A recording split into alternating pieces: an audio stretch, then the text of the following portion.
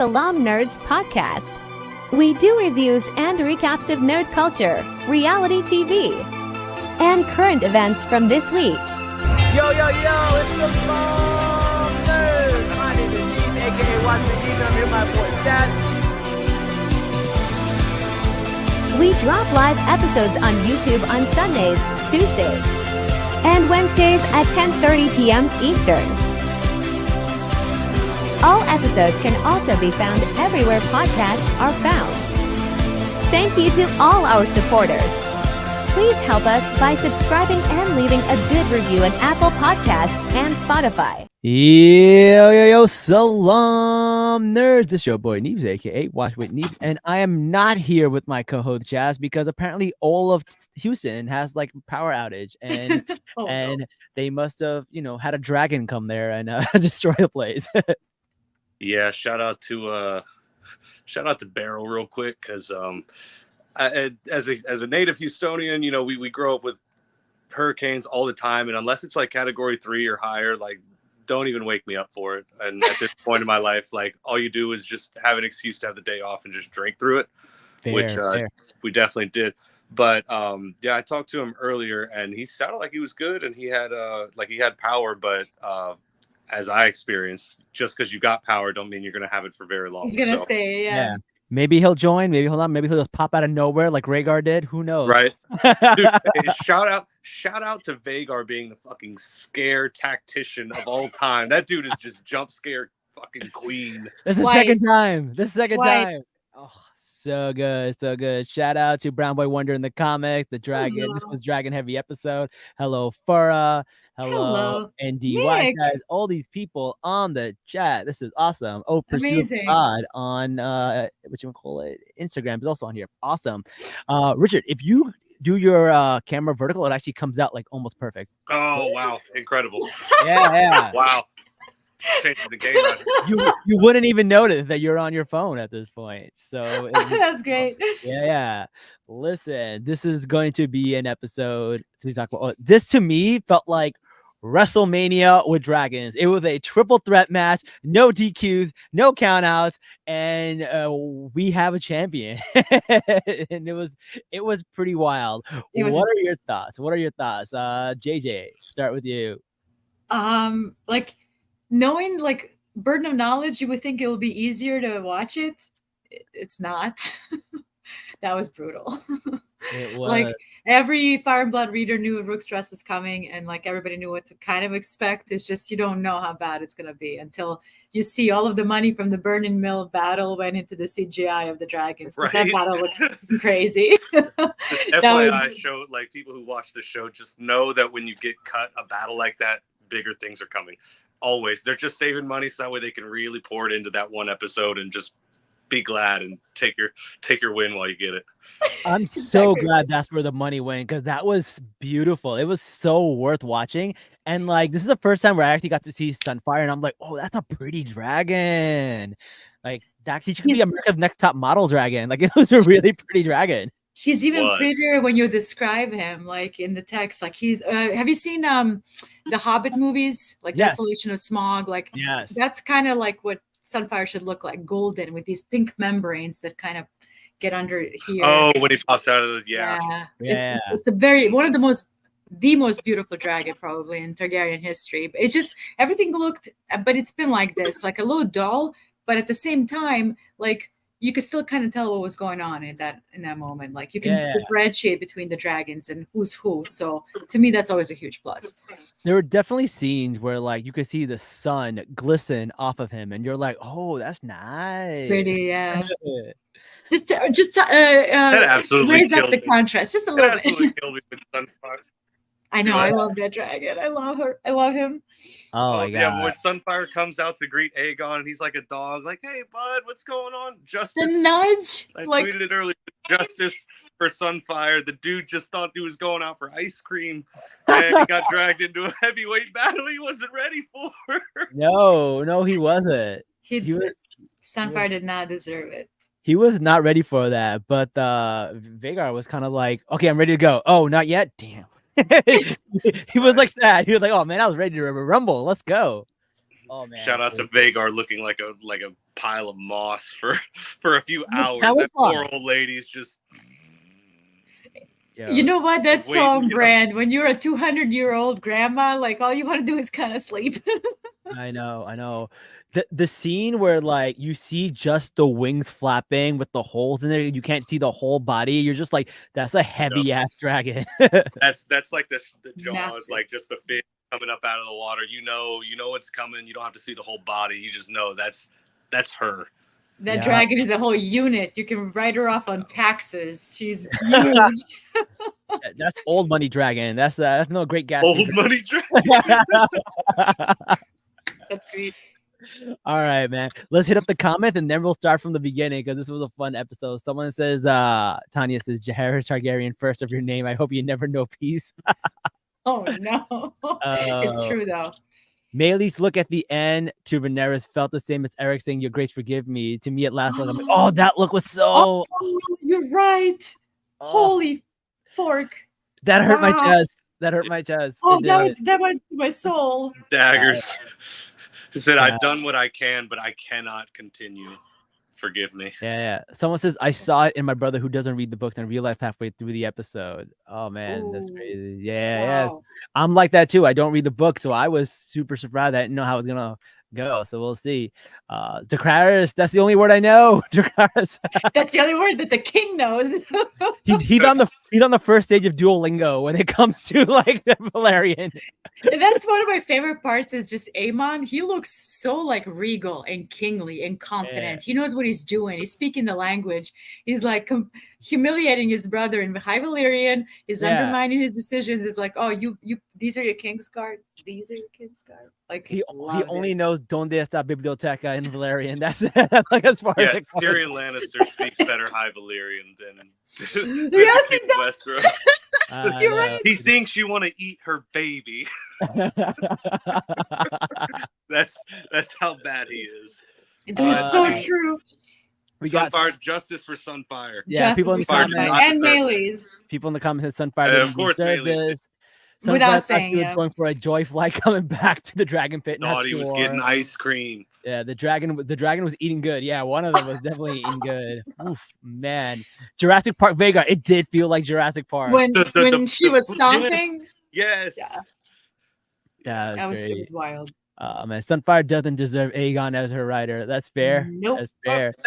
If you're not talking about going to war, they were perfectly fit for each other. But Aegon decided he wanted to go out and try and flex a little bit. Outside of war, they look like a perfect, bond. They are a good match. Yeah, they are a good match. They just want to have a good time, and when they have a good time, they're good for each other. I wonder how much Sunfire drinks to keep up with Aegon. Someone says, "Someone give me Sunfire to foster. I foster sick animals." That's so sweet. Me too. Oh man. Someone on Twitter said Aegon got upset because no one sees him on the emails. It's true though. It's true because Aegon's plan is very good. Like choke out Rhaenyra on Dragonstone, take out the smaller houses, literally just like and surround her and lure the dragon out. And they already have a plan in motion to trap it. They're probably thinking Baela's going to show up, or maybe even Rhaenyra. But they have even the bigger prize, which is the warrior dragon Maylee's. Baela had just chased down Kristen Cole, and so that's the only dragon he's seen, here recently in this conflict. I mean, other than Maylee's up close during the coronation, but that's I think the dragon that they thought that they were going to be able to basically snag a free kill on, and Rhaenyra's big strength is even though she doesn't have the biggest dragon, she has a numerical superiority. So, and I was mentioning last night, Kristen Cole's genius, when it comes to this strategy, is that all you have to do is concentrate your forces and pick off the to fight an enemy bigger than yourself. You don't strike at the heart, you strike at the veins that feed the heart. Whereas when you're dealing with a bigger opponent or whatever, or a smaller opponent, you go directly for the heart, and you don't leave any room for doubt. So he was basically trying to chop off limb for limb Rhaenyra's strategical advantage, and he ended up getting a bigger prize than he thought he would, although he did end up losing for more or less Sunfire for battle. True. But I mean, but a lot of people are like, "Oh, Kristen Cole failed again," but like he did not account for Aegon to be so impulsive and drunken in a moment, and like he did it. so I can't blame Kristen Cole for that. He was fighting his King's War. He had his Kingsguard with him, who should have stopped him, but you can't really stop Aegon when he starts doing. He was strategically sound, and then freaking Aegon just throws a wrench into his plan and gets toasted for it. So too bad. Yep. Well, speaking of losing limbs, let's start it off with Daemon and his dream, where he cuts off the head of Rhaenyra, and we get to see her still talking like a cartoon. It's freaky. It was looking out of a horror movie, which George R. Martin plays with those elements quite a bit, especially like Richard, you'll know, in Feast for Crows, like all the reek moments and everything with Theon Greyjoy really plays into the horror of it. So now like that episode had those moments, had a lot of horror elements, especially at Harrenhal in general is very spooky. Like with Daemon having all those visions, the constant focus is obviously Rhaenyra shows up, but it's Viserys. It comes really down to Viserys's sort of like pushing him away, not trusting him enough, not making him the heir, and he can't reconcile that in his head while the war is brewing. So he's got to like stop drinking the crazy juice. Maybe don't sleep on the bed made of the weirwoods. Go get a fucking haystack. Exactly. Go to exit. Go somewhere else. Well, Damon's never been known for non-rash thinking, so I wouldn't count on it anytime soon. But he's been there for a fortnight. Like, what kind of dreams has he been having for 2 weeks, man? The guy's been probably going crazy. He even saw himself, but like as Aemon. I've done Aemon, yeah. You saw what? I'm sorry? He just seemed to enjoy it. I mean, he's clearly not enjoying it, but it's like he's trying to figure something out. Until he can, Oh, did we lose you? But the other thing is, I thought the part where he couldn't understand her in Valyrian was also really great way to show a horror element, because he speaks Valyrian, but he also like couldn't understand it. But it was all like mumbling and stuff, and like you can't even the subtitles say.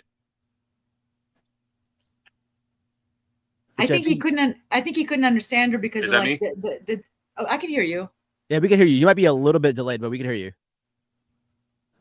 Like I think he was like trying when he was closing in the distance, like the clarity of the language became a little bit more clear. It was just like you said, was building that kind of scary, spooky horror element. So one of the things that's really spooky about it is like when you wake up from a dream, you're like, oh, everything's all good, but you still saw blood on his hand while he was in the dream. And it just went away. That part was so trippy. It was freaky. It was freaky. And he's trying to like get the River Lords to Rhaenyra's cause, and like because the Greens are speeding up, they're getting everybody in the Crown Land, so he's like gotta hurry up.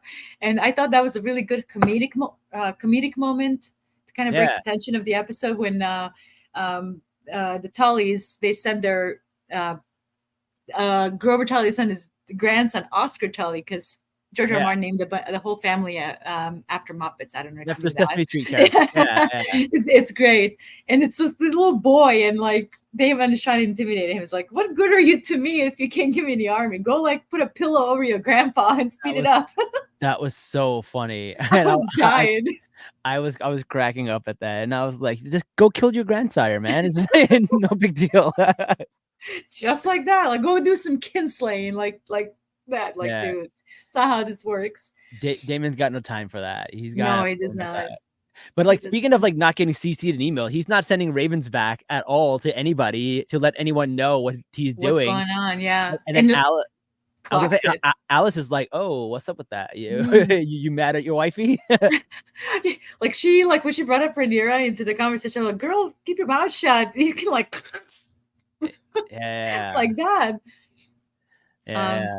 But that was there's a lot of like magical lore with that scene within the universe. Like Alice is wearing like a dress or an apron that has these weirwood tree leaves embroidered on it. It's implying that she's of the old gods, of the northern old gods that believe in these weirwood trees that have magical properties that can kind of see through present, future, and the past. And so are these still the same trees that we've seen in Game of Thrones? Yes. Okay. Yes. A lot of them have been cut down in the south. Like once, like this was thousands of years ago between first men and the children. When they pushed the children north, they left those trees up there, but most of them we cut down south. Some of these castles have these godwoods, god's woods, what they're called, and right in the middle of it, they have a weirwood tree. They call it a heart tree, and they pray to it. They treat it as a deity to the god. Right. So it's very fascinating. It's one of the ones that with the carved faces in it, right? That we've seen in Game of Thrones. Yeah, the children put these faces in so they can watch what's happening, and they can kind of see from one end to the other. Like if there's a tree in the north and there's a tree in the south, they can see through those eyes. Yeah. So one of the things that I find really interesting about what Alice said is that, you know, she was like, "Oh, I'm not really a person. I'm a barn owl." But then we also see like these moments of like a goat and some dogs, and then I'm like, wait, did she have some kind of power other than what we know? Can she warg? So the dogs, I think, are there because of the House Clegane is in the river, like the Hound and the Mountain from the Game of Thrones. For the black goat, that I'm still trying to figure out. I think it's part of the magic. Yeah. Of Alice Rivers, like being the witch of Harrenhal, and the black goat being sort of like a trope within like the witch, sort of like that fanatical idea, fantastical idea. So this part confused me. So she is a bastard, but is she the bastard of the last king that was there? Because there's also rumored that she's really over 400 years old. That's what the actress Gail Rankin said. Do I think she's 400 years old? Maybe. If Alice Rivers is tied to the children, it's very possible, very real, because children, they live on very, very long lives. It's not in the book. It just says that she looks way younger for how old she is. So that's sort of the implication. And Rivers is like you have snow, you have rivers, you have sand. Like those are the regions of Westeros. When they have bastards, those are the last names that they get. Yeah, so like River Snow. Rivers. So in Fire and Blood, it's implied that her father was Lionel Strong. If you remember Harvin Strong, that's his half sister. That's just implied. It's not confirmed. Right. They're related, but yeah, she's a bastard from Riverlands. As far as we know. Would it be wise to not think that maybe she is in cahoots with Lars, because Lars does say that he's not even worried about Daemon taking Riverrun. It'll haunt him, and his mind won't facilitate what's happening. Does he know? Are they in on it together? Like, is that a spoiler? In the book, not really. Okay. No, but they could play with that. Ooh, interesting. In the future, it's possible, especially if she like spies for Laris. On his behalf, being that she's in his castle, even though like Alaris is like, that castle is more crippled than I am. It's in ruins, and I control all the gold, so it doesn't really matter if you take it or not. So exactly. I got people in the comments saying Daemon having his own B-side plot line is great. He needs to wake up. Yeah. Did you pick up on Alice saying Harrenhal have been cursed since they cut the first weirwood tree to help build it? Yes, we did catch that. Black Heron cut all the weirwoods. Not all of them, but most of them, to build a castle. He said, what if my man is stuck in a dream sequence of rebuilding Harrenhal? Just like a loop. I saw that in a trailer. Did you see that in a trailer? Like That'd there's like him swinging an axe or something. It looks like he's remodeling Harrenhal. I'm like, what the fuck are you doing? You're a king consort remodeling a building in the middle of the fucking war. Like, what are you doing? I wonder if there'll be just like an episode where it's just like him in a dream over and over again. He's got to break out of it. Like that'd be crazy. Groundhog's yeah. Day. Someone says, I love the shot of being the inverse of that scene with Daemon on the throne and Rhaenyra walking in that room from season 1. Oh, good yes, point. That's a very good point. That's exact same shot, just opposite of that. Yeah. Someone says Simon Strong looks concerned for Daemon. We're so funny. Because when he was drinking the thing and he teleports into like the future, basically, and he can't remember what happened. He was like, what the fuck is going on with this guy? The potion, like whatever he drank, like he pushed him even further into the past, because he sees a vision of his first wife, Lena Velaryon, which that was a very pleasant surprise to see the actress back. Even for a short appearance. Someone said Daemon was telling Oscar, "You're basically Lord Regent. Do something." Kind of, yeah. Like speed it up. I don't have time for your politics. For your laws. Go do some kinslaying. I need the army. And we in that scene, so we're talking about Lena and that vision, like we finally see Willem Blackwood, which was that Yeah. little boy from season 1. Yeah. Now, Which is funny because he stabbed the what you call a guy from Veneris, and he's like, I used to like her, by the way. I tried to get her. I tried liked to her holler. dragon spirit, yeah. Yeah, I tried to holler real quick. I tried to pull, Yeah. but couldn't make it happen. She had a thing But- for her uncle. Who would have guessed? And there, I know Targaryens. But there is like a little Easter egg in that moment for the book fans. While Daemon is literally exiting out of his like whatever psychosis he was in, he's like, "I'm the regent until my nephew Benjica Blackwood comes of age." That's a very fun character that's gonna hopefully making an appearance soon. The fans love, so I was so excited. People thought he was another character that was on earlier, but it wasn't him. It was someone else. Excuse me.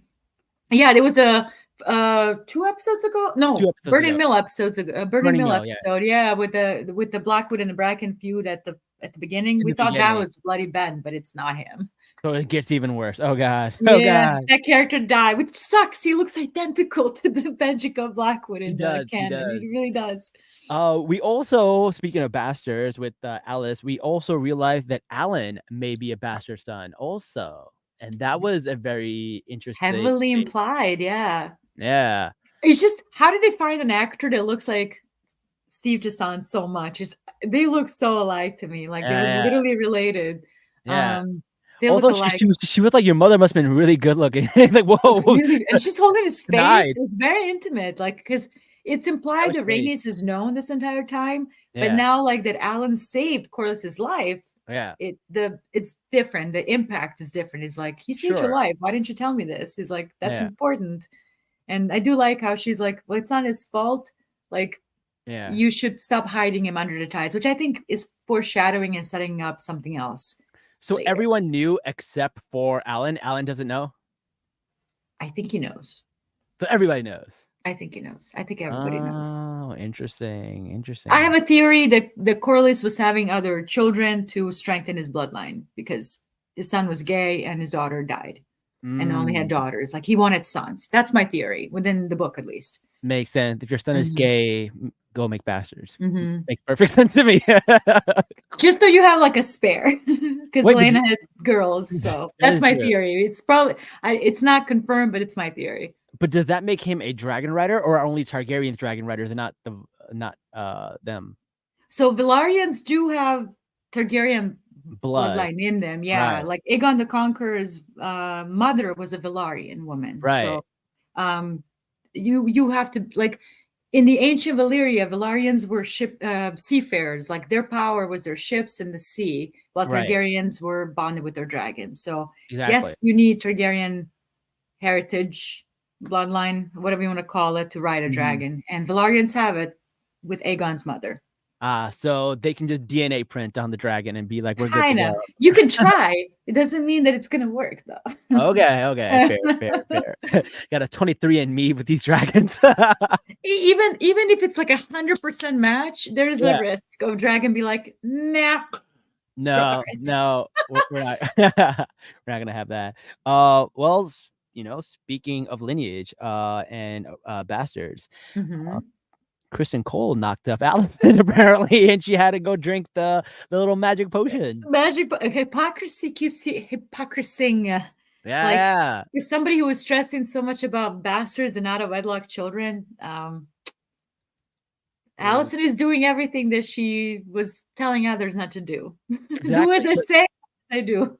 It's the same thing that happened to Rhaenyra, because she also did that with Kristen Cole as a young child, and now she's doing this as a widowed woman, which is the hypocrisy. At least you can blame being young and immature, but like, what's her thing? She's just selfish and a hypocrite.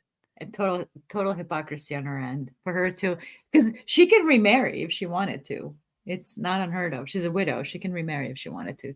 Oh, interesting. Oh, okay. All right. That is very, very interesting. But I did like the fact that, we see this little pot and potion only one episode after we saw the girl who she made and forced to take it. Oh, right. Yeah, that's right. That's right. So it was like really interesting because I was wondering like why That's did they throw this character back in our face for no reason? And then you're like, oh, that makes sense. That's why. That's why. Yeah, And little- Laris immediately noticed it. Like, why wouldn't you hide the cup when you were done drinking it? Just put it away. And it's yeah, like sitting right there. Like everybody knows what moon tea is at this point. Like, yeah. It's you Laris know, knew. yeah, it's Plan T. That's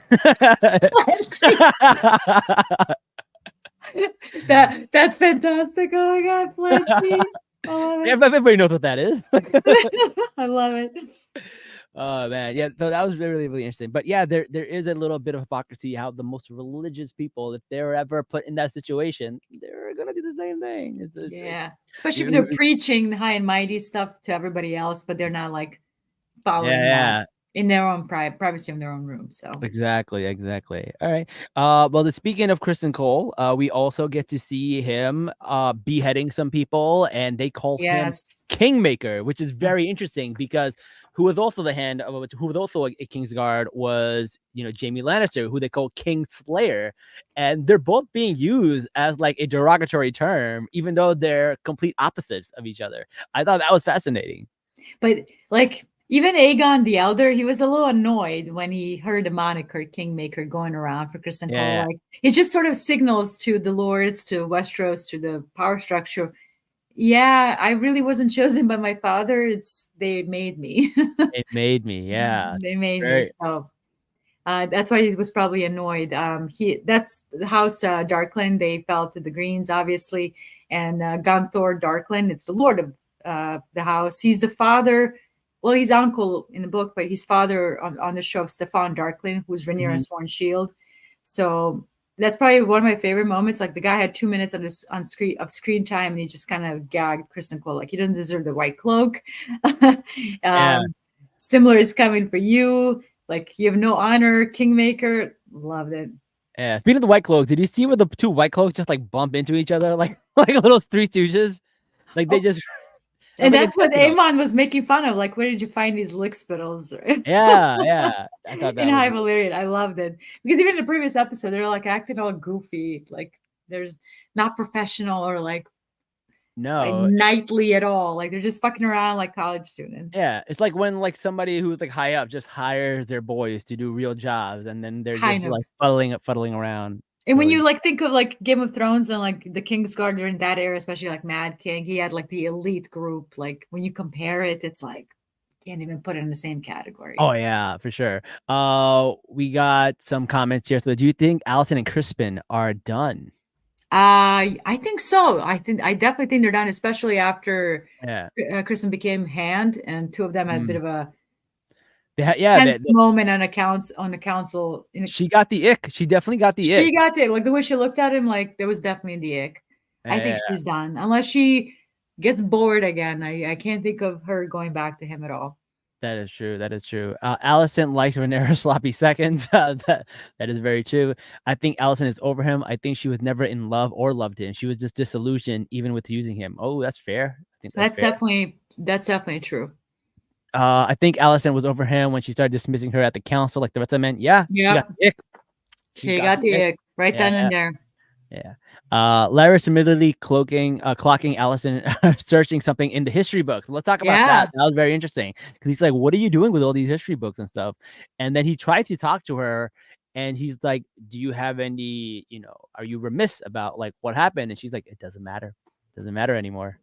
She's trying to look for any sort of like evidence of what Rhaenyra told her about the dream and the princess promise. Anything that Viserys might have written in a note or a notebook or anything like that, just to kind of confirm and like, but it's pointless. Even if she finds a whole letter saying this is what Viserys wanted, it won't matter. Like toothpaste is out of the tube. So it won't matter. But I thought it was very interesting that she's looking for all of this, and she's in the room at one point and she's looking for books, and Aegon comes in and he's like, "Where are the books?" And she's like, "Oh, I put them away." And when she's looking for the answers, they're actually on his hip on the dagger. Because like when you burn the dagger, it'll show you see it. And then at the end, we see Aemon kind of just like with the dagger in front of fire. And I'm wondering if he saw it. Oh, I don't know. I didn't catch that. Was it in front of a fire? Oh, because Sunfire was Sunfire burning. was burning. You're right. Sunfire was burning.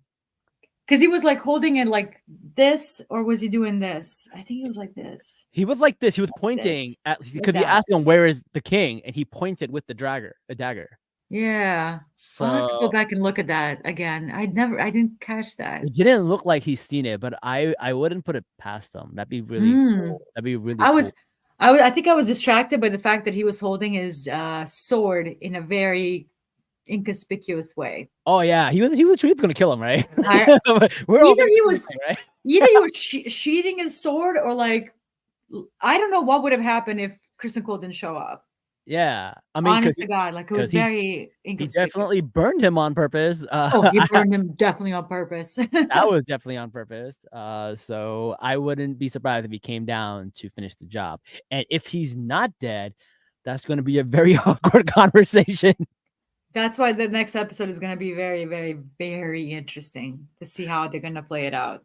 The thing that I love about this show, which I feel like other shows don't do well, is they leave us not only wanting more, but also satisfied, which is like one of my biggest problems with like the Disney shows. I feel like they're big movies cut up into several parts, and they're like, oh, this looks like a good place to end it. And that's why some episodes are 40 minutes, some episodes are 20 minutes. They're just finding ways to episode, and then a lot of the episodes don't leave you satisfied. And I think this is like a cornerstone of a good television show. You got to leave them wanting more while still being satisfied. And I think this show does it better than almost any show.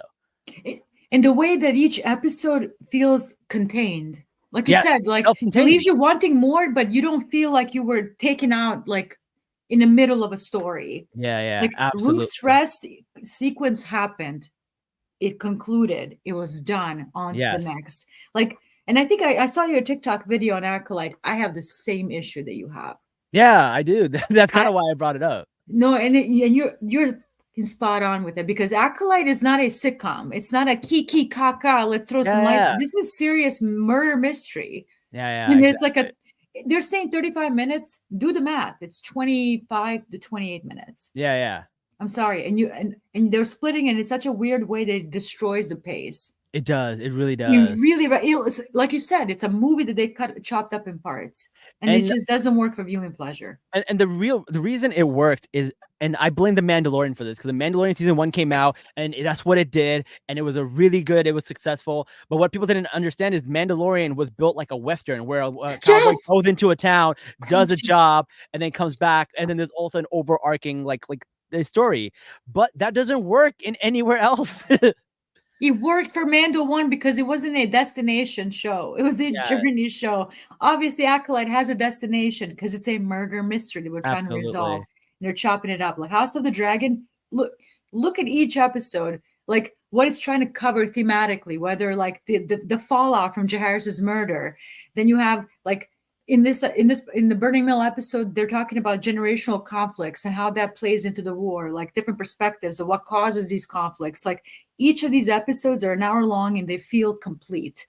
Yeah. So now on to the next one, the consequences of Rook's rest. Like it doesn't feel like I'm not taken out of it pace wise. Absolutely. So I agree. They're doing a really great job with that, in my opinion, with their original series. So me too. It's one of the things that I love best about this show. Yeah. So now we see Rhaenyra come back. She's still wearing her nun outfit. So it gives us the sense that like she just came back from it. And then they're all trying to decide what to do. Their court is in shambles because no one's really listening to somebody. Half the people are drunk. No one's really, talking. And then we see Corlys kind of take control a little bit, and Rhaenys try to take control. But finally, Rhaenyra comes back and she's like, listen, my conviction is stronger than ever now. I wanted to make sure that there was no other option. That we had to do this if we were on the right side. After she got that little piece of information from Alicent, she's like, listen, this is mine. This is more than just a petty throne squabble. Like the future depends on this, kind of, right? The prophecy needs to be fulfilled, and it kind of just like strengthened her conviction to the point she's like, all right, maybe we should use dragons, right? And it got there, and it was really interesting because she said she wanted to go, Jaehaerys said he wanted to go, and then finally Rhaenys, which was the most sane person to kind of go, I thought was really good, because I think almost anybody else, it would have been disastrous, right? It would have been a disaster, yeah. But Syrax is very young, and she's not seasoned. I guess. Yeah, Same with Jace and Vermax. Vermax is small. yeah. So what they were trying to do, and again, they don't know about the trap. Even if they send They in don't. some of the smaller dragons, like I don't think Rhaenyra felt safe sending the children. I mean, Yeah. like Baela and Jace, even herself Sure. put herself at risk. So it was natural for Rhaenys to volunteer for the mission again. With Meleys, the Red Queen, being a little bit more seasoned in these things. So Yeah. But it also was more poetic, right? Because like she was passed over because she Mhm. could not be a female queen, and then she Mhm. died for the right for a female queen. And I thought Yeah, that was really cool. It's very poetic. I like the way they did that. It was a nice way for her to go out. But she went out as a badass. Like you total see, badass. like in certain scenes where like they realize the fire can't hurt them at that close range or at that speed, so they go in and go for the slashes, and then you see like the oil come out of their body. It's Oh like yeah, hot like oil, the and I was blood like, and the guts. and you Yeah, always wonder so like funny. how do they make the fire, and then you see the oil split or the blood spill out on people, and it burns people, so it feels almost like it's oil. So I thought that was really cool Visually to was see. great. Yeah. Yeah, and the clawing was also Oh, really cool to see. that took me out. Like when Melee's clawed, and you see it like right at Sunfire's belly. Yeah, Like, yeah, everything spills out of him, and he's like tumbling down and trying to regain balance and fly back up. And like she yeah. grabs him again, and like I personally think that if Aegon did not show up, then Melee's could have taken down Vhagar. Yeah, I mean, it would be very interesting because she does have some weaknesses. She is big and she's slow, and Correct. right, and Melee's is fast. So there could have been something there, right? So we'll never know, but it would have been really cool. But no, they had to do a 2-on-1. It was a triple threat match. But even like Aemon, he fights dirty with Vhagar Yeah, every time, and like I have to look at that shot again. I'll have to rewatch it when Vhagar shows up like this from the little building where Staunton yeah, Castle is, and literally does whoosh, one of these. yeah. Like I'm a little like, why weren't you looking? Like there was a dead corner right there. Yeah. But you know what's really That's what it interesting? looked like. It was like like this. But you know what's really interesting with that is that they had a few shots where like you can see the point of view of the writer, and the Yeah, point of view of the writer is never really clear. It's bobbling up and down, so it's very hard to see your surroundings while you're on a that is dragon. And true. I never realized that because you only have like a limited vision, because it's like being on a boat. It's just bobbing up and down, and you That can't is really true. see that What's well. going on? Yeah. Right? So you understand where like Vhagar comes out of nowhere, even though it's this big ass freaking dragon, it still manages to hide itself, which I think is really good. But also showed him as a tactician, like he's a good Totally. strategist.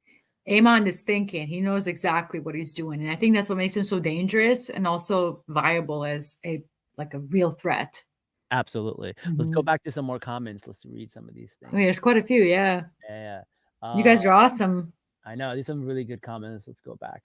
Let's see. I hope we get more A Song of Ice and Fire inspired shows. fire shows. Some of my favorite television. I'm still mad I didn't get to watch Game of Thrones while it aired. You're lucky. I'm jealous of you. Yeah, I'm so glad this wasn't spoiled for me. Yeah, that would have been. That would have been. Love it. You are a rare example. Is it Kevin that was? Jace finally got more dialogue. Well, yeah, we like to see he him did. come together. He finally got some more All dialogue. all he's been doing is serving face. Like, Yeah. Can you give that pretty boy some dialogue, please? Yeah, that's so true. Someone says the Black Council was members were just regarding women in the council. They really were. Baela, what you want to call it, Rhaenys, they really were. It's just really interesting. To some extent, because two things can be true at the same time: dismissal of the women, but also like there's a shocking inaction happening. Yeah, Daemon is not doing anything. Rhaenyra's gone. Aemon and Chris Cole have conquered the Crown lands. Like they are literally moving. Yeah, exactly. Rhaenyra's council should be frustrated because no decision is being made. And I understood like what they were trying to say. Like, what the hell is happening here? Yeah. Oh, there he is. Well, welcome to the show, Jazz. How are you with the power outage? You doing okay? Yeah, we're doing all right. Hurricane problems, the usual. No, I'm so sorry. You guys, everybody safe? Like, yeah, hopefully. Oh yeah. Good. Listen. At least you're not being attacked by a dragon. I mean, honestly, It could go either way. Oh my god. I was thinking maybe they should start naming hurricanes after dragons. Like, why do they always name them after like random women names? They should be naming them after like dragons. Yeah, what is about that? They're naming all of the destructive things after women. Interesting. right. It's kind of weird. Kind of weird. All right. We had Richard on for a little while, but I think he got Lost power. He lost power too. Poor guy. So we'll see. But yeah, let's see. We were going over the comments. Let's see what else we got. Let's see. Jace was serving face. Angry mom yelling at you for sneaking out energy. I love it. Definitely. Rhaenyra acted a bit rash with her suggestion of going herself, and she almost fell for Cole's trap. That is true. Yep. That is true. 100%. Yeah. What doesn't make sense is how King Jaehaerys found out about the prophecy. If everyone was dead when he became king, who told him about the prophecy? How did he find out? Oh, that's some deep lore shit. We could talk about hours with that one. Hours. Ooh. Yeah. All right. Cool. I got some ideas. They were fighting like birds. It was fantastic. Yes. It does, but not like birds, like eagles, right? Like eagles and falcons. Yeah. Like The claws. the claws. Like, if you ever seen that in like a nature show, it was actually like it does feel like a dance. And then I'm like, oh, that's why they call it the Dance of the Dragon. That makes sense. That's right. Yeah. Oh man. Rhaenyra's the queen. The Seven Kingdoms deserve. She was. We wouldn't be in this situation. She was. We The wouldn't be queen in that this should have situation. been. The queen that should have been. You can tell Rhaenys is experienced dragon lore because she commanded Mealy with attack instead of Dracarys. Oh, dragon warfare 101. And it really, what I love about that is it ties into like she didn't want to go directly for the kill. Like dragon fire usually will kill you. Like if you aim it at somebody, like attacking is just like grabbing the dragon by the foot, by the tail, like trying to like, disarm the rider. Right, like a melee attack, which is what her name is, melee. Yeah, there you go. That's exactly right. Well, Aemon and Aegon, they're going for the kill. Especially Aemon. He's like, I already did some kinslaying. Let me amp it up and do the brother, not just my little cousin. Yeah, that was so true. Fighting strategically is what I'd say. Yeah, exactly. Yep. Aemon only came into control of Vhagar through a dirty move. Makes sense he'd fight dirty too. That is true. Yep. That is true. That's spot on. Yeah. Someone get Vhagar into assisted living. Somebody needs to put her in a retirement home with like a mimosa and like a Sudoku book. No, she's still battling out there, man. She's battling it out. That's poor dragon. You can see the difference between love and the bond with Team Black and their dragon versus Aemon and Aegon with their dragon. Yes, that's so true. That is so true. Like weapons versus like partner in crime. Right? Like an actual pet that you love. Correct. Even like for a split second, you see Aegon the Elder and Sunfire like having a little cute little bump on their nose, nudge. But then like he treats Sunfire as a weapon, same as Aemon. He's been with Vhagar. He treats her as a killing machine, while Meleys and Rhaenys have such a beautiful bond, and I think that's what's so heartbreaking. I know. When the eyes go out. The other thing that really like bothers me a little bit is that that dragon originally belonged to Laena, right? And they killed her mother. Like that's gotta hurt. That's gotta hurt. Oh, yeah. God. And those two dragons, they belong to Daemon and Viserys' parents. Yeah. Balon and Alyssa, who had this loving marriage, like that was very like passionate and very like most fans really shipped them, as I would call it. So the fact that Balon's dragon killed Alyssa's dragon is like an additional layer of tragedy. Yeah. Someone said what we were all saying. Melee stood her ground and ran Vhagar into the ground. She definitely could have done more damage had she not been exhausted from Sunfire. That right there. That is so true. Like Sunfire didn't show up. Vhagar didn't think stood a chance. It's just too big. It's just too slow. It was a triple threat match. Aemon came with the money in the bank and tried to, little wrestling terms right here. Like I don't know if anyone gets. I think they were trying to like Richard said, they were trying to allure Baela in on Moondance because they saw her roaming around. I'm like, she'll show up again. We'll get her, but he got the even bigger prize, a bigger dragon out. So But then the king got kind of mangled up. Yeah, someone said it was sad to see them fight side by side when they once fought side by side, right? So that was fighting each other. Yeah, that's oh my god. Yeah. All right. Someone says, that's true. JJ Black needed to get their shit together and act. They Yes. did. I mean, when you look at what's happening, like Greens are like advancing, and but what is the Black faction doing? Fuck shit, Yeah. nothing. Nope. That is so true. That is so true. All right. Let's see what else we got. So we talked about the attack. We talked about how the dragons were fighting. We talked about Kristen Cole and his plan to get everyone killed. Do you think he was trying to get Gwen killed too? Because he was kind of like two of them were beefing quite a bit. They were beefing quite a bit, and he's like, "Yeah, why don't you go?" And then when basically Amon came, he was like, "Oh no!" When Aegon came, he was like, "Was this your plan the whole time?" He was like, "No." Then he's like, "All right, might as well take advantage of it and get the people riled up to go." He went straight into Otto Hightower propaganda mode. That was smart. That was smart. I hate how smart that was. Like, I don't want to like this guy. Same. Yeah. They're good. They're really good at their strategy. They really are. Yeah. No, they definitely are. They definitely are. And I think one of my favorite moments with Kristen Cole, like I don't give that character a lot of flowers, but like when he was knocked down, and when he gets up, like the look of horror on his face. Mm-hmm. Realizing like what this war is actually going to be like. This isn't just like men on the field battling it out. This is like Dragonfire at this point, like which you haven't seen. So there's this horror look on his face, like what have we started? Yeah, like, this is the first time I felt like Kristen Cole maybe had like just a glimpse of like, oh, what the fuck did we just start?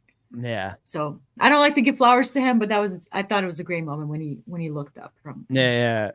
But he always takes these cheap shots at Rhaenyra. He's like the lady whore of Dragonstone. And he called if I hear another insult on Rhaenyra, I'm gonna jump through the fucking screen myself, and I will start stabbing bitches. I'm not kidding.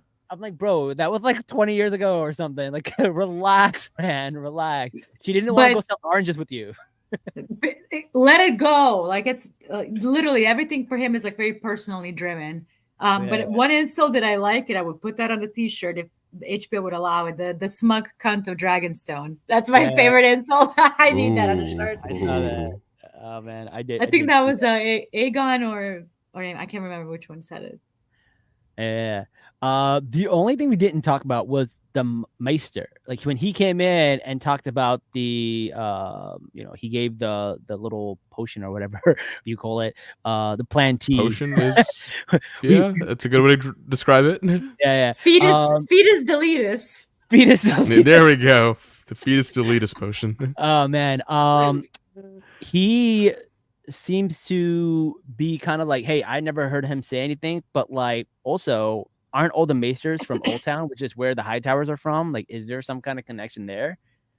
Well, I mean, Hightowers are, at this point, they are one of the richest families in the entire Westeros, and they kind of control the education and religion because it's all kind of centered in Old Town, like this High Sparrow, like the school where the Maesters go. It's very funded by the Hightowers, so they kind of control the flow of information. There's some conspiracy theories regarding the Maesters and Targaryens, and the Maesters being connected to the Hightowers. Yeah, it's a whole thing. Okay. We could sit here for hours.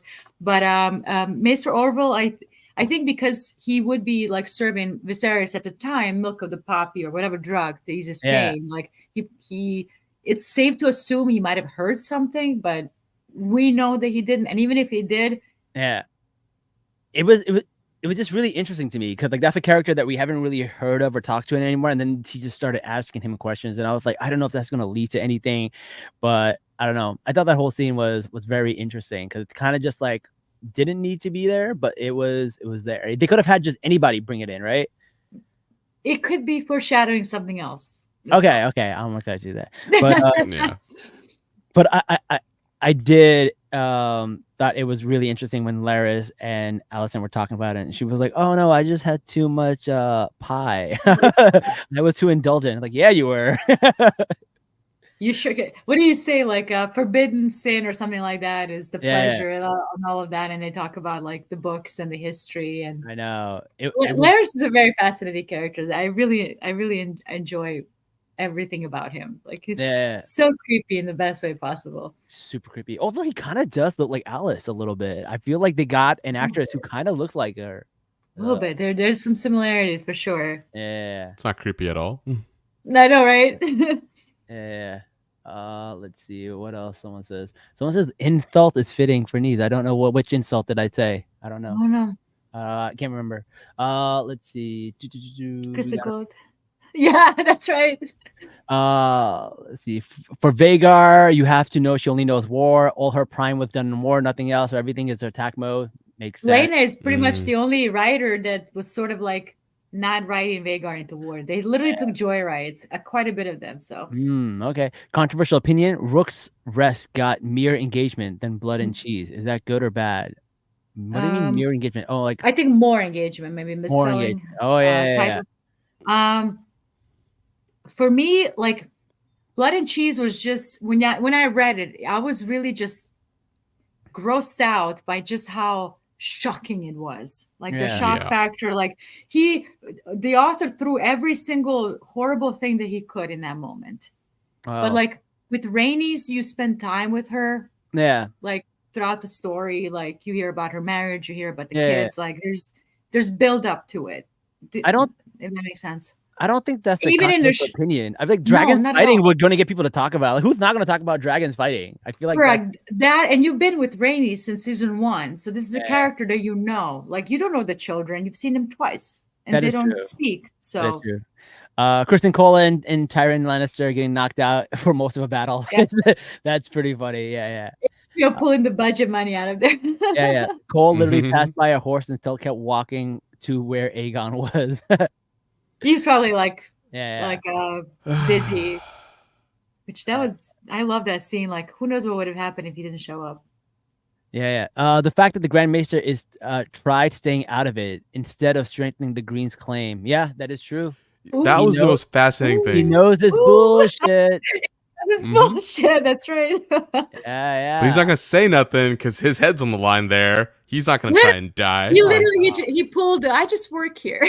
yeah. So we think that Dragon Seed plot to be part of the next episode. So we talked about Dragon. We talked about Dragon Seed in a few episodes ago because there's a lot of bastards out there, and that's what they called them, right? Dragon Seed.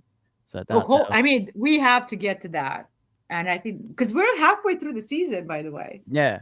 Also, I was wondering if we're going to see because they mentioned this guy Hugh, who is the Ironsmith, and I think Aegon promised him money, and he made all of these like new battle suits and everything for people, including Aegon. And now he's not going to get paid. Is that going to be a plot point? Is that going to come into? Because like when the person supposed to pay you dies, I don't know how that works.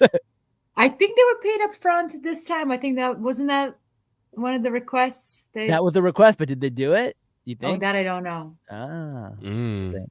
The only solace for me is that Rhaenyra is with Lena Viserys. Yeah. That is true. Corlys has seen a lot of loss in the last few years. Holy shit. Comment. I was scared Lars was going to ask to see her feet again. Oh, God, no. Oh. We all thought the same thing. It's okay. I did not think they were going to pull that again. That was nonsense. I'm sorry. I hated that. Someone says he 100% knows his BS and still planned and helped with usurping our rightful queen. Rhaenyra always stood on business. Almost went to war at age 16. She did. That is true. She's the warrior. She will always be our queen. Yes. All right. So when the light went out in Melee's eyes, I literally cannot get it out of my head. Oh my God. And that little noise, and the final noise, I can't. Rest in peace. Oh my God, you're right. She never found out that Lena was alive. No. That's so sad. That's so sad. She died thinking her son actually died.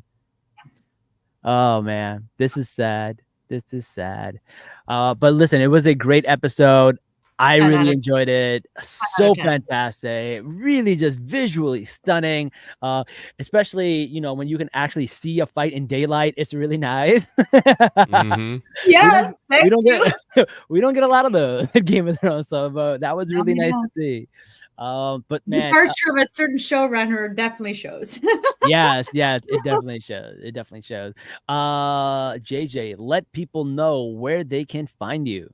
You can find me on TikTok and Twitter. It's where I'm most active, and Instagram under Lady Dragon JJ. So if you like A Song of Ice and Fire, Game of Thrones, and anime and Star Wars, follow me.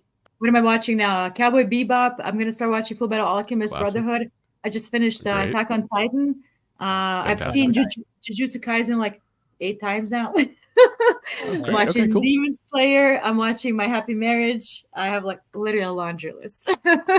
I told Jad that he should get a few people together and start a section on our channel called Salaam Anime and just do a whole anime section every week. If you do JJK or Demon Slayer, I mean, we can. Always do it. throw my name out there. I love JJK. Right, let's do it. Listen, JJ, we love you. Thank you for coming on the Love show. you guys. Please Thank come you back so next much. week. We're gonna have more and more stuff to talk about.